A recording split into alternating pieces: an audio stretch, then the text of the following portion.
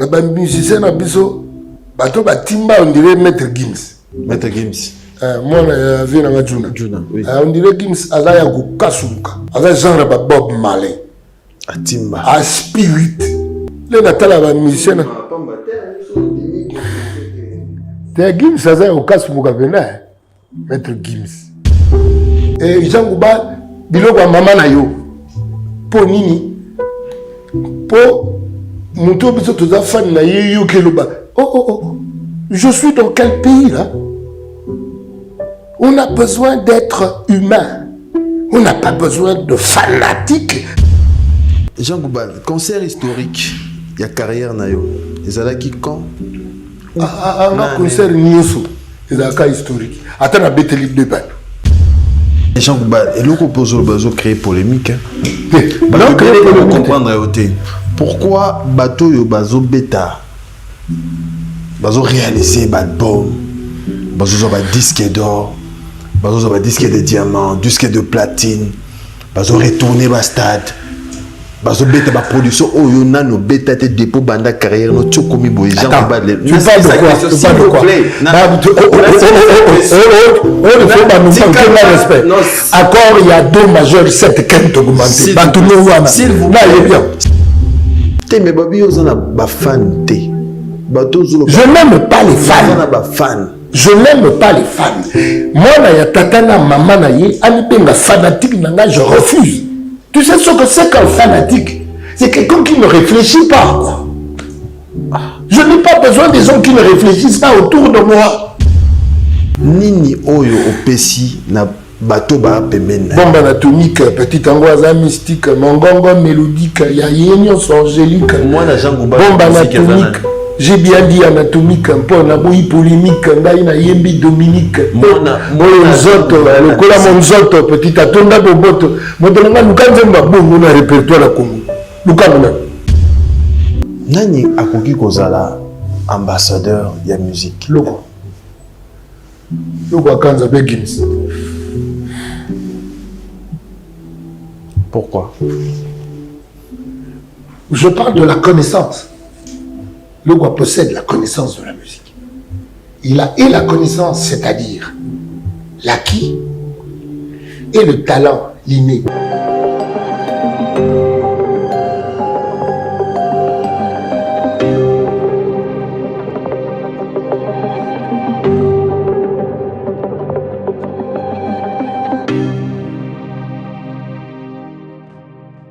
Voilà, mesdames et messieurs, nous sommes de retour sur ces plateaux d'Agenda Cultura.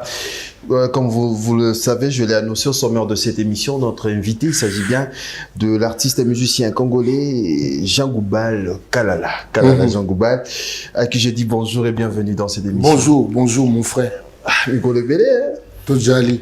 Oui, l'émission tout ça, c'est déjà 8 mois, Fabrice. 8 mois. Beaucoup mieux que tout ça, mingi. Temeko zope komi pasi. Omo tungisanga na bemission na bino ya kutangisa ngai ba kombo ya bato. Ole to saka masolo ya ba idée. Mais tu zara mazo ba idée après trop kota na aux actualités. Actualité ça que na est to zana mbeba. C'est ça l'actualité la vraie. Ouais. Actualité na bino ya kutangisa ngai ba kombo ko tunanga ngai so na monde nini. Elimbiango. Olymbiango. Je pense que dès le to meka rosala et ça va tout bien.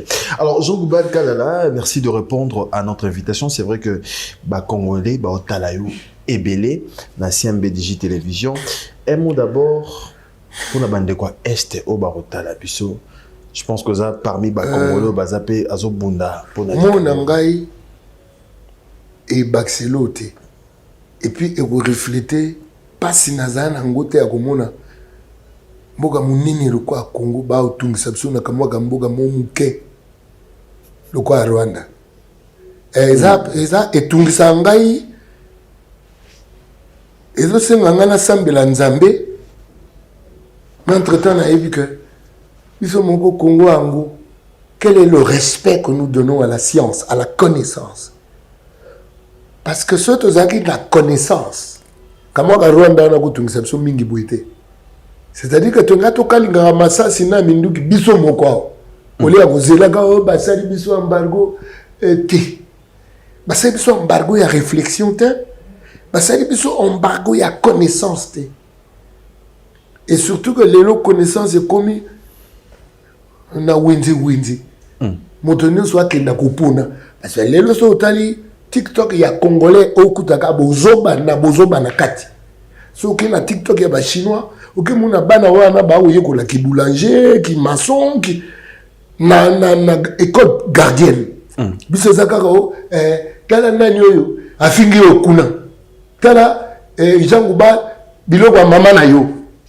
Po nini? Po muto biso toza fan na yo keloba. Oh. Je suis dans quel pays là? On a besoin d'être humain. On n'a pas besoin de fanatique. Tu sais ce que ça veut dire, fanatique?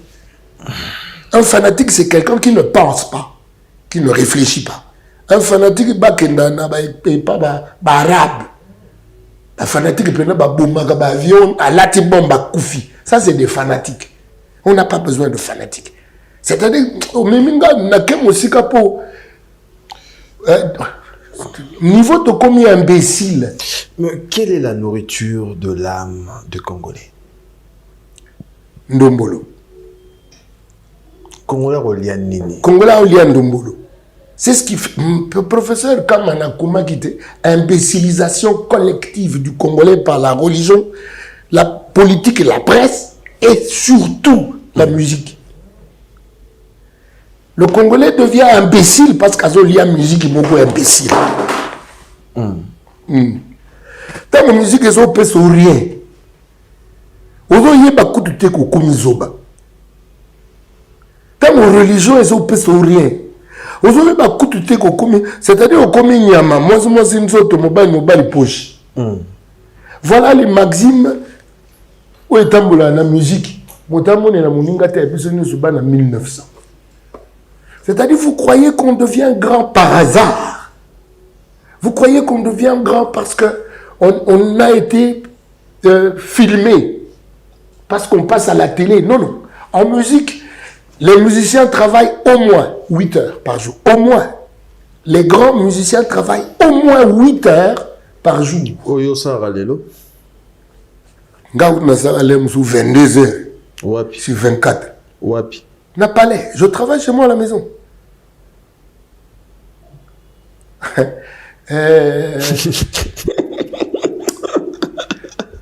Kendo tu na lobika ka wapi papa. N'a pas l'air. Pour babio qui connaît tout. Te. Jean Goubala ebi nyonso. Te na kenda classe tilelo na campus. Tilelo. So na qui connaît tout na kenda classe te. Na kenda justement classe pour na yebi ba manque. Na yebi ba vide na ngai. Yana kindi combler yango. C'est en commençant par savoir qu'on ne sait pas qu'on commence à savoir. Jean Goubal Kadala sur ce plateau, mais quand même Bitumba au Tozanango, est-ce que Congolais a comprendre Bitumba selon vous?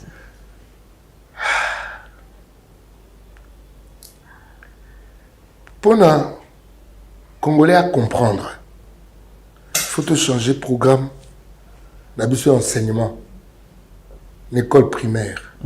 Le Congolais doit revoir programme né à école primaire d'abord.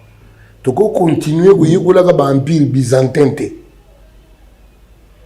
Faut te yeba Congo. Le connais-toi toi-même. Commence à l'école primaire. Tu yeba Congo. Tu as la province Boni. La province Angoueza Wapi. La province Angoueza na biloko nini. Obana bayebite. Bayebite.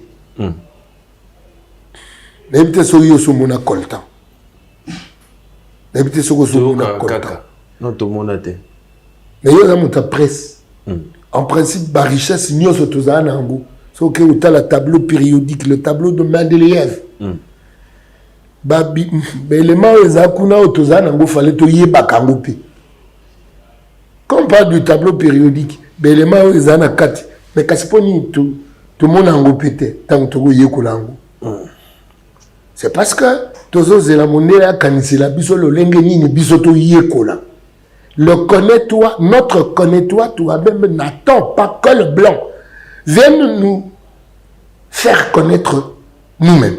nous-mêmes. Alors, démarche, il y a Congolais. La période, il faut en selon vous. Démarche, il y a Congolais tatae. Là, il faut tout banano parcours modifier programme de la classe. Et puis, il faut justice et télémena Nicolo Bazaya ou Tengama. Et télémena bango bien.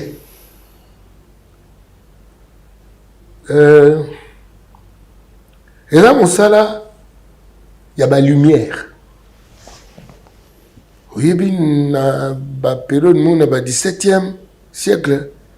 On a un siècle des lumières. Et c'est que nous avons Spinoza, on a Emmanuel Kant.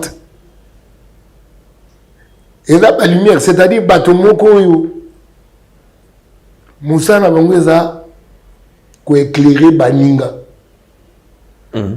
Tous les gens bangoté. Didier Moumengi, ça c'est une lumière. Professeur Mabi, c'est des lumières. Et ces lumières, il faut les entretenir. Montamone la moninga te wana mangala bozoba. Bisogno so bana 1900, bisogno so toi ba lumière te. Des lumières, ça existe. Alors il faut batika ba lumière ba éclairer bango. On est tout anaka pour na là. Mais ton obibongo question mo matinga, est-ce qu'aujourd'hui Congolais a une image à malamu na bapaya? Parce que je vois il y a d'autres pays où ils soutenir peu biso. Na Cameroun. Vous êtes musicien congolais d'où? Gabi de Kinshasa.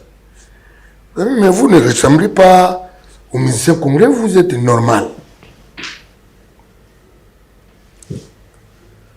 Vous comprenez? Vous êtes normal. Ils ont pu s'imaginer que le musicien congolais est anormal. Tout ça normal, t'es un déco. Tout ça normal, c'est-à-dire, papa, comme moi, mboka riche boye, lela boye. Comment?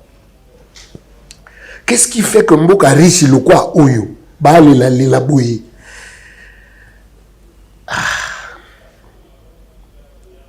Il faut quoi pour situation nga siko na komiko comprendre le penza qu'il faut le sambo ya bana. Le sambo ya ndombolote.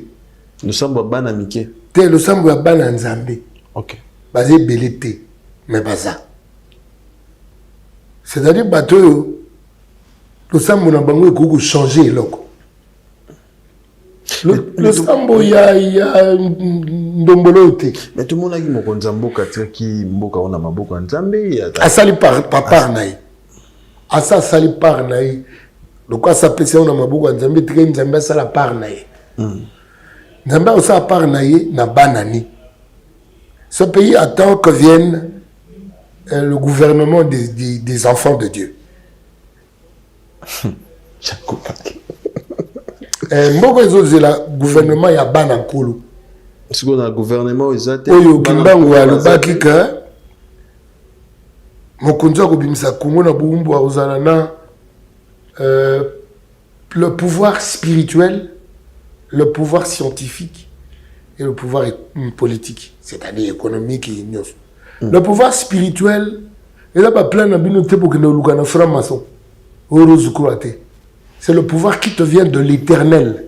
Yemoko. Le pouvoir scientifique va remettre le professeur à sa place, le professeur d'université. Le pouvoir scientifique va remettre le professeur d'université à sa place. C'est-à-dire, fini la clochardisation des professeurs d'université. Et ici, là, c'est-à-dire, professeur d'université, il faut que collègue ministre. Parce qu'au commis professeur d'université, il y a ndomboloté. Vous êtes professeur d'université avec cursus. Les gens croire là-bas professeur ou non? Des profs que je connais, que je respecte, il y a bien un ndomboloté. Il y a beaucoup trop de professeurs Lelo Yandombolo.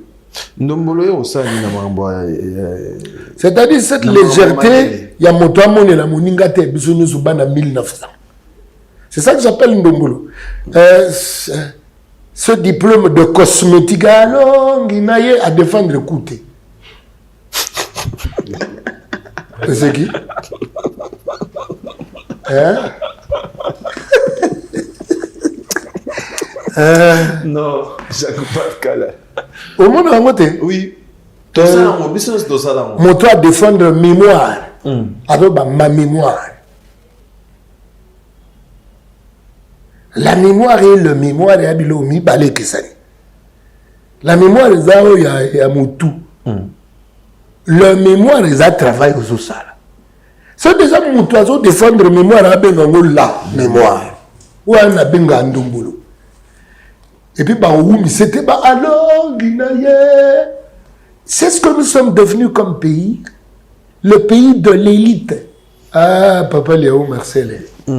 Quand je pense à l'élite, je pense Léo Marcel. Je pense Mabi Moulumba. Je pense le savant Malou. Je pense le professeur Ngoma Ngambuku Kabila Mengumba. Je pense le professeur Kinjo Njizato. Hein? Obitan au lobby bongo na landa kiyo na ba sortie médiatique na yo lobby lelo faut ba revoir couper sa batouba nationalité na biso. Pourquoi? Pour une nationalité faut couper ça. De père et de mère tata nga tchani alubat. Nga botami na congolais, ba pesa va sous. Et puis na kama ka congolais qui ne luka nationalité mususu. Bozana nationalité allo la boga luka mususu. Boga luka ba nationalité a mangondo. Bendie bazo luka ngwawa, ba chinois bazo luka, ba libanais, ba pakistanais ba luka ngwawa. Bato na okande bato nga personnellement na mo konzi na benga na bango tout. Ah, mais ko tambo na mbokati. Oza c'est que Indien a ko uta end ayo ko tsela binu mbongo. Ukanisi kanisa ko Indien a ko uta end ayo ko tsela binu mbongo. Tata to la mukako, c'est ce qui fait que Ndombolo nous sommes devenus un peuple d'enfants. Peuple monte ni pas au rabisso en charge. Pourquoi? Mais parce que nourriture n'a bisso. Hein? Ce paysage mental, qu'est-ce que nous mangeons? Qu'est-ce que tolé sa mental n'a bisso ni Ndombolo? Quel est le contenu ya Ndombolo? Est-ce que moto ako koma moto na Ndombolo? Mais Boza Toza distrait, mais Dieu merci, nga a distraité. Toza distrait, c'est-à-dire ce qu'on l'équina balabala au kutabana winner. Au kutibango Cristiano Ronaldinho, Cristiano na Messi. Fali na fere manani? Ba Goloa na ba Warrior. Ne yo pe yo zalani. Au moins, nous avons ça débat à Jean Goubal. Jean Goubal, ils ont ma cointé. Mais vous êtes musicien. Bon, on a sait que les musicien pour nous. Attends, Jean Goubal est ma cointé. Ils ont mon boni. Jean Goubal, il y a un lycée pour s'engager, il cours la versification de la bombe anatomique. Comment que ça va vers Jean Goubal. Voilà Jean Goubal. On a la définition de Jean Goubal. Jean Goubal est ma camboua, il y a bongo, il y a cerveau. Jean Goubal. Dans le domaine où vous maîtrisez la musique, Nini Oyo, yo personnellement, vous sont en mboka, lelo, la situation de la guerre, la musique na yo. So yo kinzembo na ngai okoye bani na osala. Na bi norme, un pays énorme, bato balula forme, mboke koti me forme. Vous passez beaucoup trop de temps aux cosmétiques, à ce qui est cosmétique, à ce qui est apparent. Vous oubliez l'essentiel, ce qui fait l'humain. Yahweh atia mayele kati ya motompo ete moke asosola molongo. Kati ya molongo atia ba code nyonso ya la vie. Observez la nature, vous comprendrez les choses de l'esprit. Atia mobe comme nene bolingo, olingi ye okotambola bongo.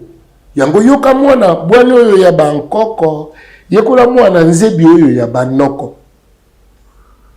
C'est dans une chanson, norme, comme on a. Nanze mosuna bina pesi motema na koluka bwanya mpe mayele na mokingai na kamu. Na moni lolendo ndenge ekongala ososoli te okokanisa yango bwanya.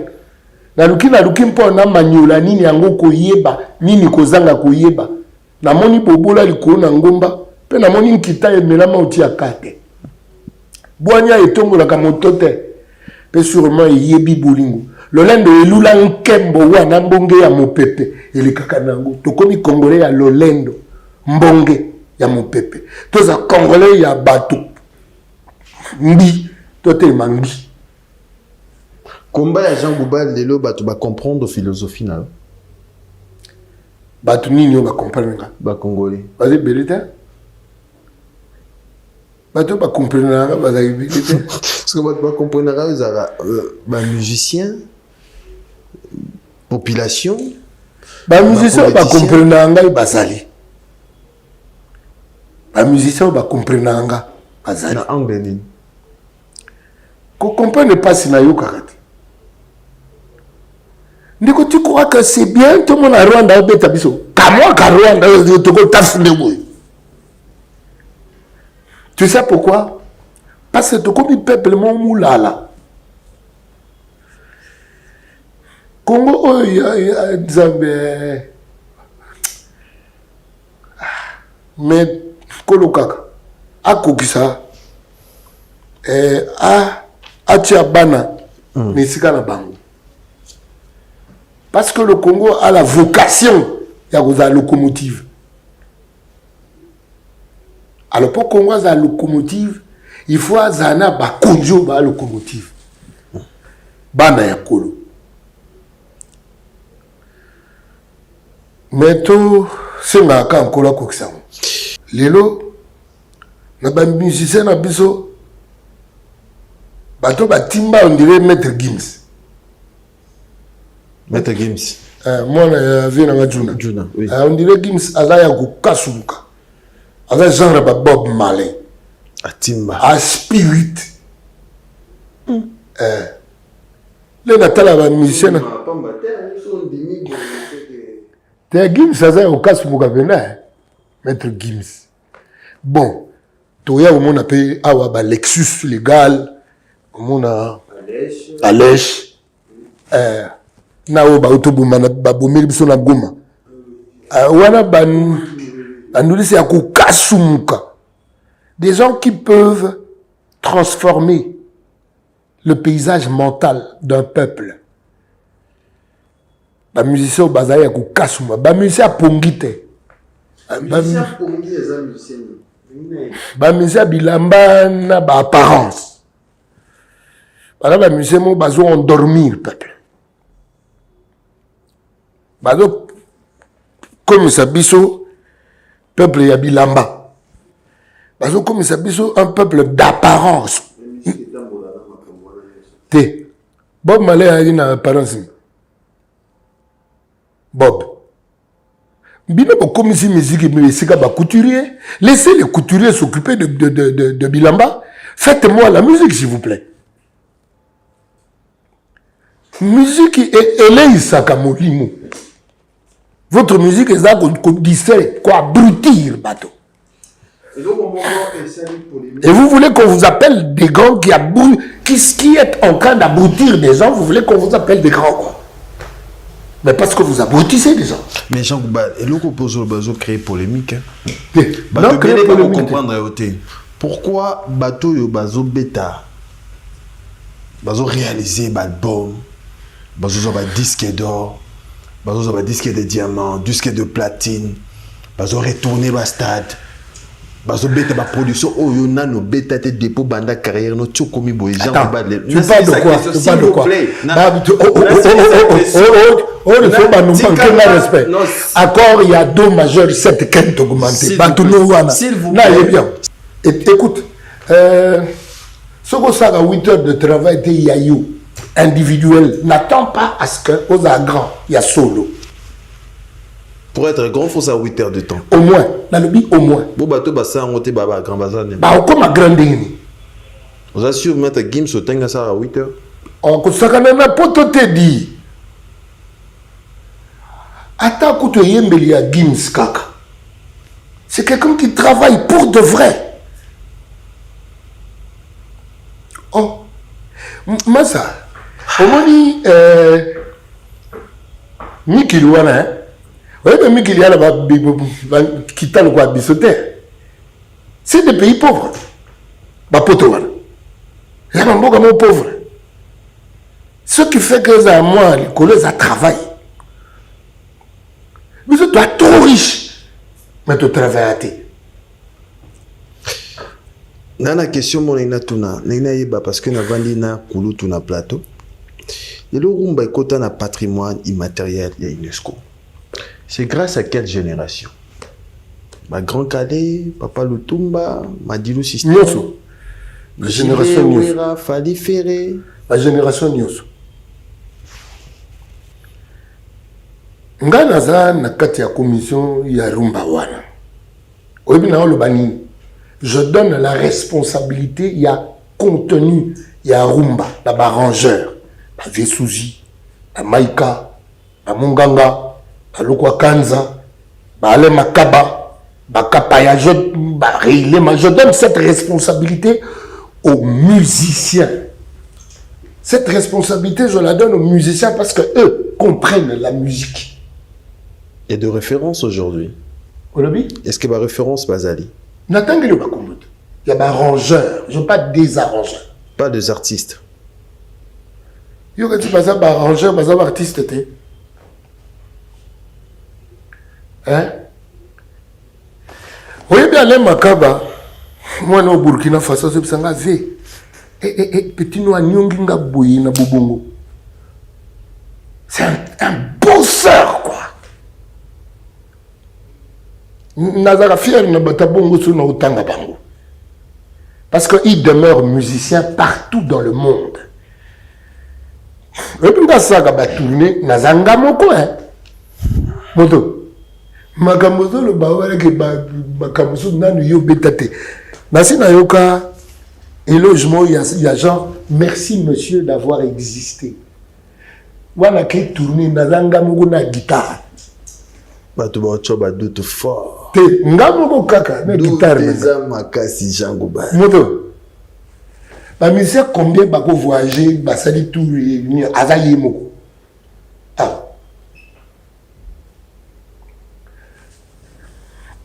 Na kola bien. Na mona collège Albert Premier, mona papa Mokambi, mona na musique mama izate. Olabi? Na musique makambwana izate. Te.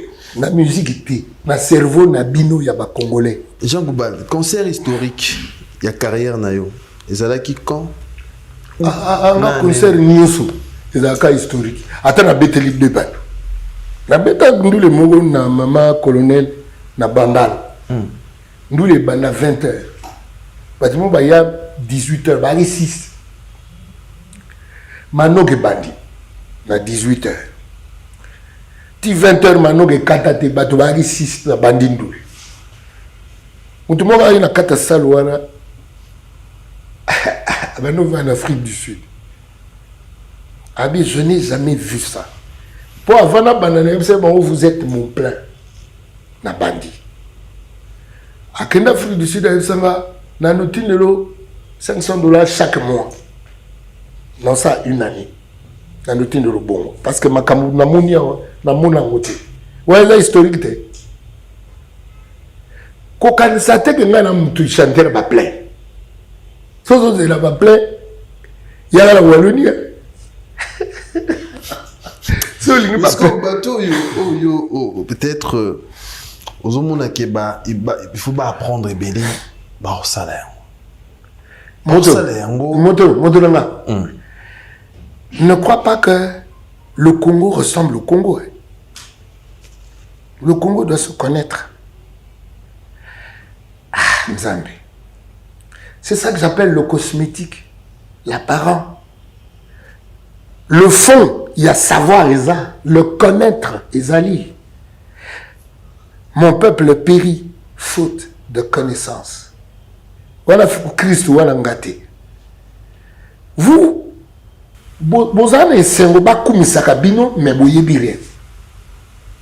c'est ça votre plaisir.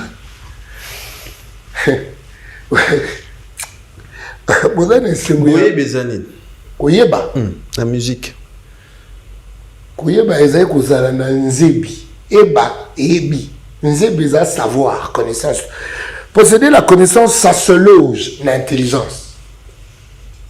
La connaissance se loge l'intelligence.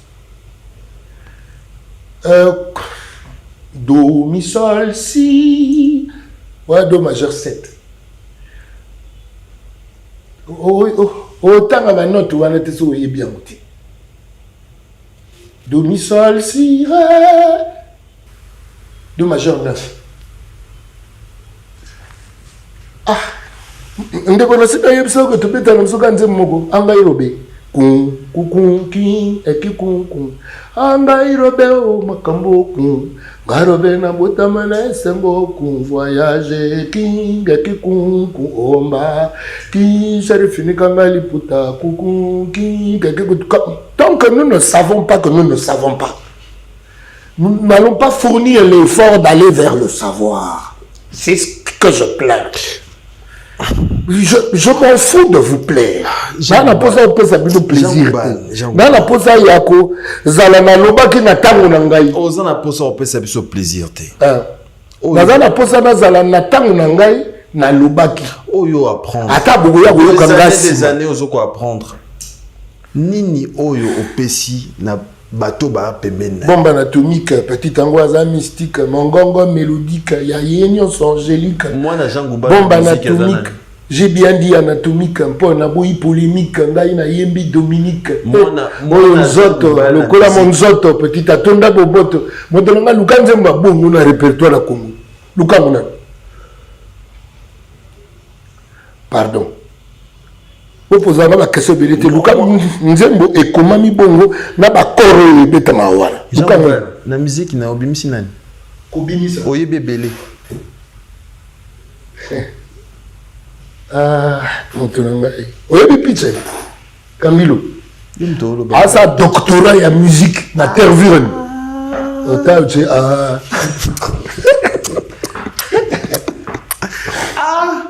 papa tozomona otali boye jiba omimisa bana wera azomimisa bana Koffi Olomide azomimisa Zela quand vous parlez de Kobimisa Bana, vous parlez de quoi? Bana o babimi et panayo au pesi ba on transmettre ba on savoir aux anango bazo réaliser pe marmamalam. Question. C'est quoi transmettre le savoir? Tu n'as même pas le savoir, tu le transmets comment? Tu peux donner ce que tu n'as pas, on ne sait donner que ce qu'on a.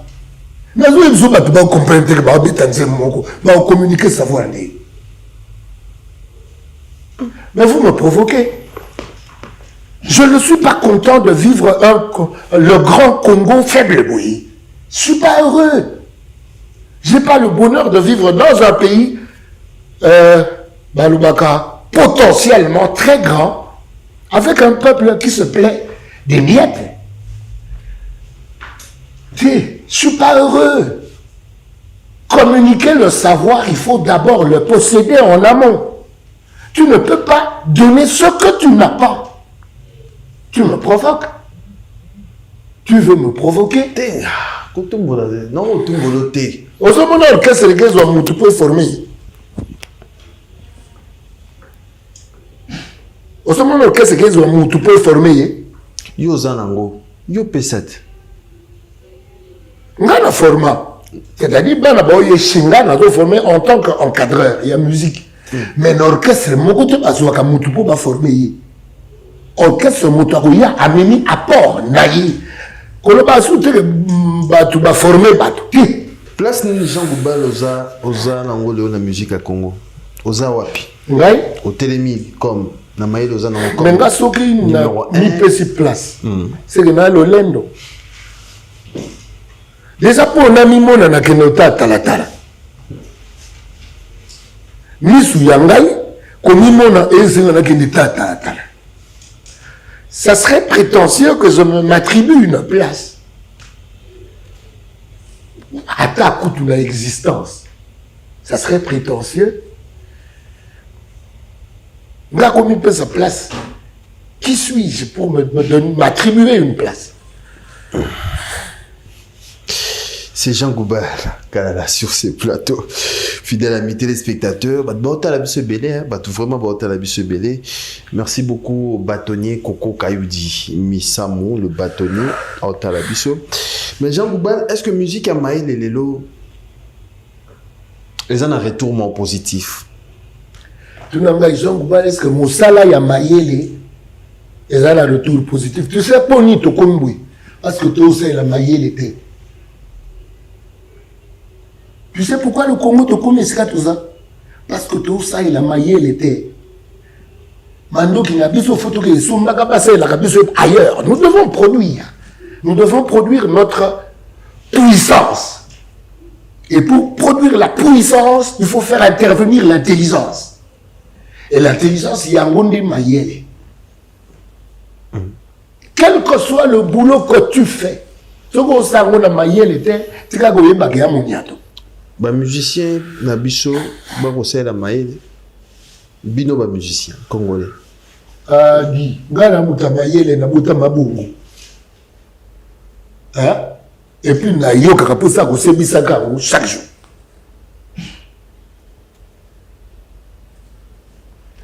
Alain na totangiro c'est un génie hein? Alain Makaba, ça c'est un génie. Donc quand ça c'est un génie aussi. Maître Gimslen à l'Andagé, nous senti qu'il y a de l'intelligence dans ce gène. Bino bo. D'abord vous avez un musicien mais ba kapaya, ba japonais. Ah voilà c'est Gogo. OK pas ba musicien. Eux la comprenez ma comme ça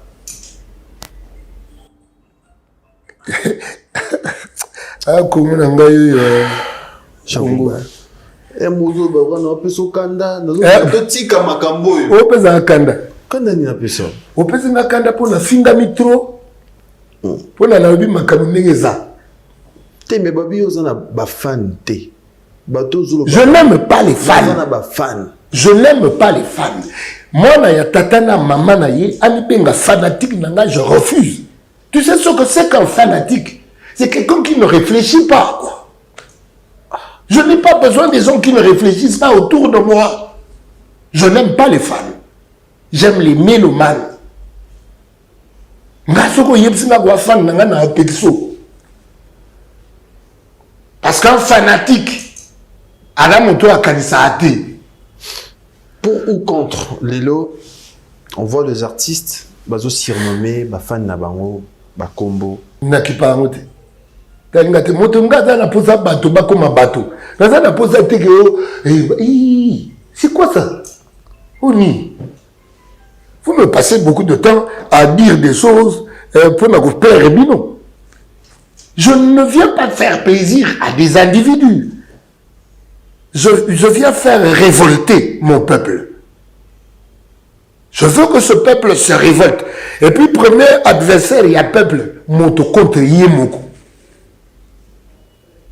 Tourner son regard vers soi-même, comme il posait la question, est-ce que Ndenge Nazabu, Ndenge Moto Faza? C'est ça que je veux. Je n'ai pas besoin de fanatiques. J'ai besoin des gens qui se posent la question de l'humanité, la question de l'être, de l'existence. Je pense, donc je suis. C'est-à-dire que, au bando tia tembina ba plan tout, mais tant aux autres tembina katino au kuti ko zo kanisa. Au moins naza. Parce que nazo kanisa. Gymnastique on a tout ça monter pour que là c'est koufa. Parce que là il fallait sebisa makanisi. Makanisi sebisa mi moto la moto a kuka pour me poser ma question. On ne se pose pas de questions. Nous vivons l'existence. Il y a moi, c'est nous autres. C'est-à-dire mon souni, mobile poche, c'est-à-dire Eteni, Lamba, Mohibi. Mais Jean Goubal, est-ce que la génération Lelo, qui fait mieux? Namambo Tozoloba. Qui fait mieux? La génération Lelo. Tu parles de quoi? La génération Lelo, Namambo Zoloba, que Batou, il faut changer, Batou, il faut Batou, faut apprendre. Est-ce qu'il n'y a pas des artistes? Tu parles d'artistes? Oui. Je parle d'humains. Je commence par là. parler d'humanité. Nzambe Nazal quoi Jean-Baptiste dans le désert. Mais heureusement que Alouba dans le désert, mais il est lobby sur Togo Tangaï. Yohan me baptise. Faire mieux, Ndeko, c'est aller à la rencontre de soi-même. C'est ça, faire mieux. Et tout individu n'est pas tout le monde. Chaque individu est soi. Et chaque individu doit aller à sa propre rencontre. Il ne faut pas faire comme, même si le mimétisme, c'est la voie par laquelle on se rencontre. On commence par copier les autres. Mais on finit par se poser des questions. Il y a Kozala. Qui fait mieux? Moto ayebi. Ce que ça coûte na yemoko. Moto ayebi so ça coûte na yemoko. Et là mon ça ngate ya pesa kabino ba argument pour bofingela ngai mama. Jean Goubal, Kalala. De comment atina question to tunayo. Lelo na musique ya mboka na biso. Nani akoki kozala ambassadeur ya musique? Loko akanza Gims. Pourquoi? Je parle de la connaissance. Loko possède la connaissance de la musique. Il a et la connaissance, c'est-à-dire l'acquis, et le talent, l'inné. Notamment dans la musique, ayebi musique, ayekoli yango, ayekola yango. Pas de montant ayekoli, akata ayekola te. Soki ngai moto na ucha ambassadeur, na ucha loko. To Gims pour na bon, là monsieur pour Gims am libanda. Pour la nioté. Mais soki ngai moto na opesa ide ngate mona komitia. C'est être juge et parti. Omonié, obi osili ki na tiki. Yo mo zozo msaka suwana. Te nazo yebiso. Te menalo bikaka. Ezala ba koro mususu na kangiago. Qui chantait le bate belé sili. Je sais de quoi je parle. Bakor. So kangi. Ezala ba koro mususu na miko kangango qui chantait le sili. C'est-à-dire nga mutu na yo sa test. Mais ça ça bino test boya yemba. Kejo mbabe kapepo zazaba. Azina sa mutu mungu test. Ami kumza itrona sali test nzemba viva. Mais ali muta viva.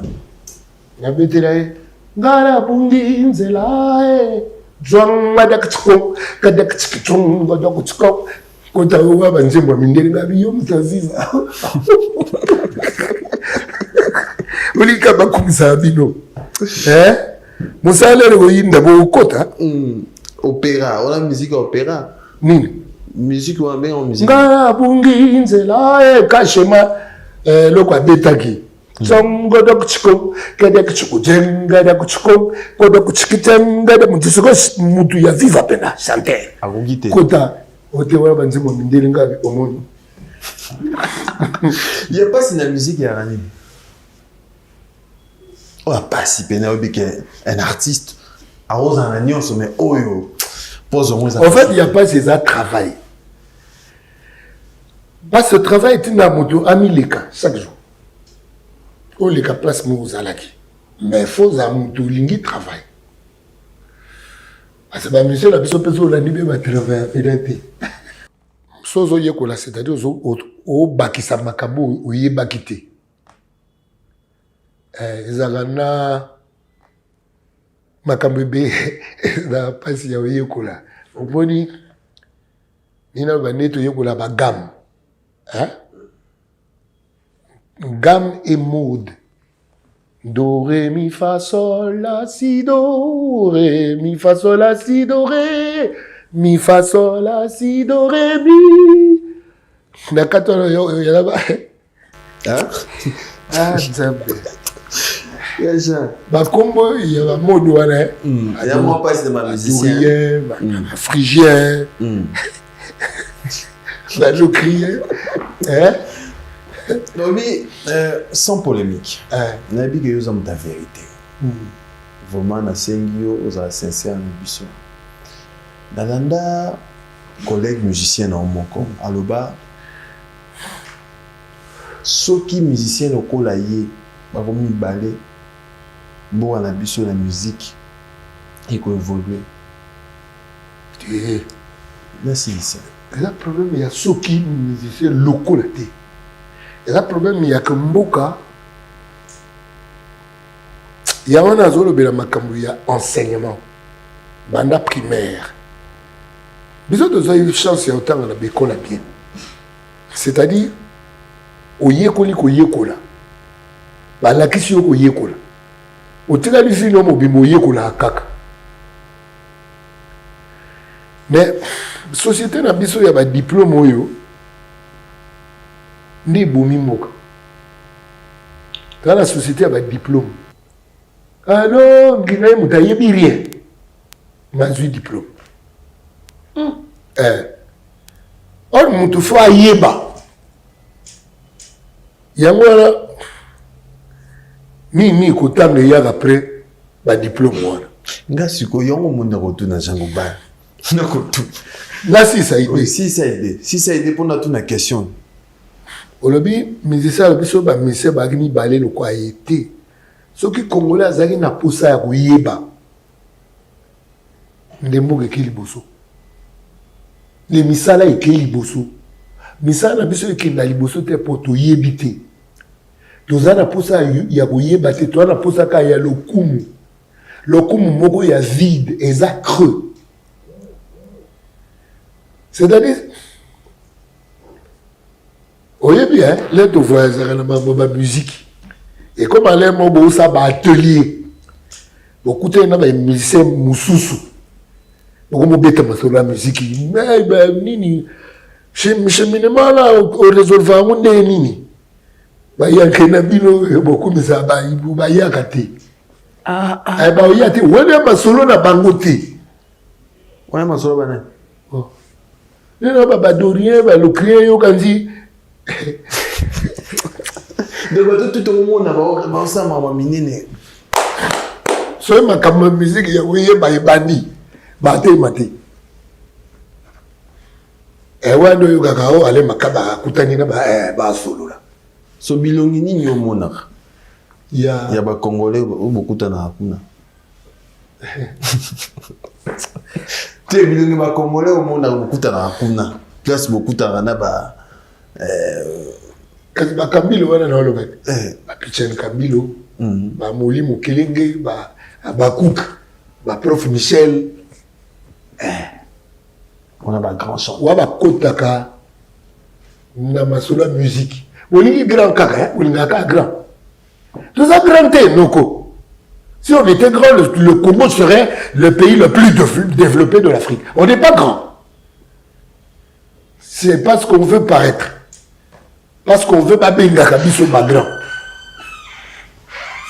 Nous avons grand te. Grand ils a comboté, grand ils a possession ya mosala. C'est tout grand de Congo ils a grand. Nous avons grand te. Musique ya pas si. Yo donc tout. Yo na tout na pas si na musique. Très bien Jangubal Kalala mais quand même toté ko zwa nzembo no moko amour. Je pense. Nzemono asuka awa le titre m'échappe. Oyo ote ko bimisa awa na ba plateforme nyonso ya téléchargement. Le d'amour. Ah oui. Le retour. Ni d'amour ya nzembo na te. Na yemba go meza. Na interpréta. OK. Et ça ba musicien na bino passe ya koloba ke interpréter nzembo ya muninga. Luto, Zolantime. Est-ce que c'est facile d'interpréter Jean Goubal Kalala? Oui. Jean Goubal Kalala, c'est magique. Donc, un petit monde au Canada, vous avez mis la luli et pas la yi. Alors, la génération de l'eau, Jean Goubal, au Ponsako et Banana. Dans la jeune, on est là, Bimi. Ben, on y a ce cas. C'est ça que tu m'as trouvé, Magan. Choix de bosseur à Ranan. Poni Bozaboué. Nene Bara, choix ya Oza la possession na tangi choix mosusu ayoki mabe te mabe te choix liboso parce que oza moto oyo ya litoi oyebi miziki makasi choix na liboso okopesa nani featuring ente bungi choix nyoto bungi Babi Ndombe. Babi Ndombe. Pourquoi Babi Ndombe? Ah, mon tenant, le bien choix est le beau saut. Pourquoi? C'est le choix. Pourquoi? Il va voir là. Il va voir Babi.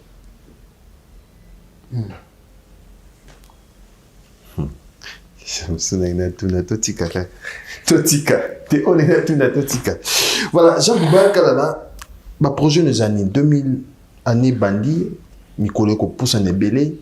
Je pense que Bandi Mia. Ah, vous voulez dans ça album? Dans ça album, ouais. Là, vous voulez dans ça album? En fait, on dirait année on a reçu à 3. 3. Bon, quand c'est pour ça, bateau, oh yo, yo, où bien ça album t'es là, bateau, baba, c'est si Jean-Gouba l'inspiration ici là. T'es allé. 3 albums. En ce moment, on a un livre dans ma boucle. Hein? On aura un livre. C'est quoi le titre du livre? Le désir. Il y a un petit désir, on peut ça pour tout mailler l'été. Quand on Nzembo, Nzembo côté, Banzembo. Banzembo. Tout ça, la ronde nini, nanyo so yebi, mais année si l'année passée, année aussi la boyozo t'a trophée mon côté. La musique au salaire à Maël. Bon, bah, trophée là, dans son goyo, faut n'a pas sauver dans un trophée. Tu ne manies pas tout le monde à la matalanat, tout le monde qui a Zouaki. Là, bah, tout le monde, les hommes, ils ont place dans 8 trophées. Mais aux artistes, sont aux 8 trophées. Oui, parce que dans la médaille, il y a l'armée égyptienne. Ma musique, l'armée est plus grande. Oui, parce que dans la chevalier de l'ordre de la francophonie. Musicien encore, il y a Congo avec chevalier de l'ordre de la francophonie. Oui, professeur Bogo, il y a littérature dans l'université. Albaboui. Le plus beau texte d'amour au Galaïebi est dans le lac de Lamartine. Mais depuis la yoka bombe anatomique, il a remplacé la place c'est le lac.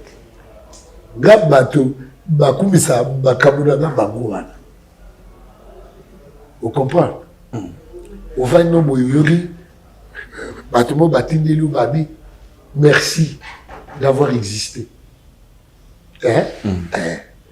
C'est ça, Jean-Gouba Kalala. Alors, tous les albums, les titres et albums. Il y a beaucoup de titres. Parfois, parfois, côté, Nazoaka, Nzembo, on a 4 albums. Quel titre? Alors, tous les langues, je pense que 10, 10, 30 titres. 10, 10, 10. Oui, bana. Oui, bana. Tu es les producteurs? C'est facile pour nous. Hein? Il y a produire Bilo Yomoko, album Yomoko. Et comment facile? Aujourd'hui, la production, ça soutient au CD, les gens ça va plan de la ligne. Oyembi Banane. Oui. Oyembi Banane. Willy Moucheni, Fabrice Gitanvu. Ça, c'est Naïb Barouda. Hein? Tout est Naïb Barouda. Willy Moucheni. Naïb Barouda, Koda Moka Banzem. Naïb Barouda, Naïb Barouda. Fabrice Gitanvu. Koko Kayodi. Ndeko na la musique ya kubwaka batute na bwaka so na bwaki ba master. Donc so oteka banzembo te hein. Oteka nzembo. Na nini? Nzembo muto ya sombi nzembo yembi. Après ça va combien? Obi valeur à droit d'auteur. Valeur à droit d'auteur, ça vient au Mobimba, tant au coup 50 ans, bah héritier na yo bazwa droit d'auteur. On peut ça combien pour nzembo nanga? Là, il y a makambo wana na yebi yango. Yebi que droit d'auteur so bimisi nzembo no vie no mobimba. On va nous avoir droit d'auteur. Et puis après yo soko kufi 50 ans après yo ba héritier na yo. Ba nous avoir droit d'auteur. Yo on peut savoir combien na te que le nzembo po makambo wana ko ma yo na ba héritier na yo. Nzembo za mayele na ngai. On peut savoir combien. Et ça kozanga kuyeba ne saka ke bato bateka nzembo. Nous en contre bateau bategrand. Très contre. Et puis yo somi nzembo osa lolendo ngire mtokomaki. Mtu fatiga na place neti. Très bien. Ah oui. Très bien. Ah, tous l'album, il y a Jean Goubal. Mais question mon Babi va retrouver au wapi. Répétition, est-ce que vous en avez place sur yo? Na pose ate Babi va retrouver na ba rep. Rep ça place il y a travail, ça place il y a distraction. Très bien. Jean Goubal, merci beaucoup. Tout comme une soukana vraiment tous l'album Oyo. Entre-temps, est-ce qu'il y a une production sous ozo préparée, Mikolo Zoya? Et dans la place moko na tubano sous la molobi la munjiba. Surtout yokani na nobeta une fois par mois place. Peut-être plus que na kobeta na Chentimba. Enfin. Village Chetemba. Ah. Mais nous sommes là bas date et oyebana. Après, au chapé date en Europe. Mais ça, on a produit en Europe à Zari. Gauthier Mascotte a dit, hein. Ça, on a produit en Europe à produire. Mais là, ma caméra, il y a un bêta en Espagne. Tchadat. Tchadat en Espagne. Ndeko, oyebi ma caméra le bako Tchadat. Nale na bêta na poto wana, ba Congolais ba yaka te. Et moi, 3-4 Congolais, je suis allé à Bakolo Bamoka na bango. Bakotia date na yo zolo ba oyo, eza kotiela ba Congolais. Boso ba kipa musique na ngai te, na sani. Jean Goubal, Kalala, merci beaucoup, merci de répondre à notre invitation. Je vois toi là, c'est Robélé Rosayo. Les longs invités, Nino Bisana. Bandeko batali biso poto kabana yo napesi bango ka mbote belé bandeko na ngai po Congo eke liboso fo moto na moto ye moko asa effort na okenda liboso ba trishate okenda liboso eza koyekola musala koyeba bango ya kotriche te yango nde kotombola mboka soki moto moko na moko atie sérieux na musala na ye ayebi yango Congo komata la question ya kotriche te. Très bien. Alors 2-3 personnes, il y a ma salutation à terre. Bala Congo nyonso na pesi bino mbote. Yo ande ba pesa mbote. Le bâtonnier Koko Kayudi, Misamu. Ata biso, apesi wa mbote belé. Nga pe na pesi mbote. Koko Kayudi Misamu. Tete ndai maboko bank. Na pesi pe mbote. Fabrice Kitamvu parking à Badjoko. Na pesi pe mbote. PDG Ndro Chayala. On a penandé na invité pour la répétition. Na pesi pe mbote. Na Flat Hotel Chayala, l'avenue Oche numéro 22. PDG Ndro Chayala. Na pesi pe mbote. Nomi Kombel Ambi wana fan na yo. Apesio bambote pe. Na lingi ba fan te. Na lingi ba mélomane o balinga ba. Mélomane ya bonne musique. Na pesi pe mbote. OK. Ridex, service traiteur. Ridex Kaba, on a fait un mariage, anniversaire Roland Belabino. Ridex Kaba, on a pensé à yo. Merci à Joël Omasomba Business. Merci à Fabrice Sebengo. Merci à Nondi Premier. Merci à Guindombele, Gianni Kodia. MC Rigama, Zimba les notables, Chikote Lani, Chumbungu, Carlos Elika, Papa Lasnamich. Merci à tout le monde. Merci, merci.